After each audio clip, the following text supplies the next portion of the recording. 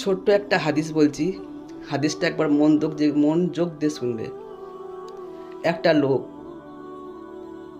রাস্তার দিকে পেরিয়ে যাচ্ছিল, তা হঠাৎ লোকটাকে বলছে যে, ভাই আমাকে তুমি 1,00,000 টাকা ধার দিতে পারবে?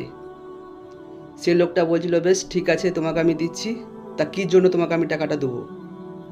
বলছে, আমার তো কাছে কিছু নাই, তা আমি আল্লাহকে দিব্যি করে বলছি, তোমাকে আমি টাকাটা 1 মাসের মধ্যে দিয়ে দেবো। লোকটা বলছে, বেশ ঠিক আছে, তোমার কথা শুনে খুব ভালো লাগলো, তুমি আল্লাহকে খুব বিশ্বাস করো, আল্লাহর জন্য তোমাকে আমি 1,00,000 টাকা দিচ্ছি। তা লোকটাকে 1,00,000 টাকা ধার দেওয়ার পর একটা লোক প্রত্যেক দিন একটি জায়গা থেকে বসে থাকে যে লোকটা টাকাটা দিয়ে যাবে, টাকাটা আমি নেবো। তা একদিন নদী পাড়ে বসেছিল, তা হঠাৎ দেখছি একটা নৌকা ভেসে আসছে।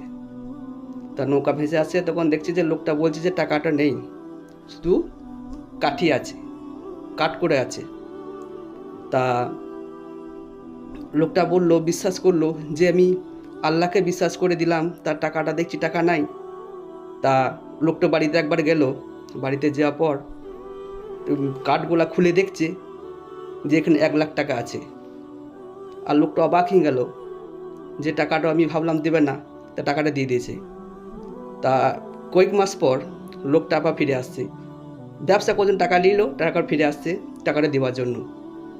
তার লোকটার কাছে এলো, ও যে, ভাই কিছু মনে করো না, তোমাকে আমি 1,00,000 টাকা দিচ্ছি, আমার দিতে লেট হয়ে গেল। লোকটা শুনে মাথায় হাত, বলছে, টাকাটা তো আমি পেয়ে গেছি। লোকটা বলছে, তুমি টাকাটা কী করে পেলে? টাকাটা তো আমি দিই না, এই টাকাটা আমি দিচ্ছি। বলে, তুমি যাকে বিশ্বাস করেছিলে, মহান রব্বুল আলামিন,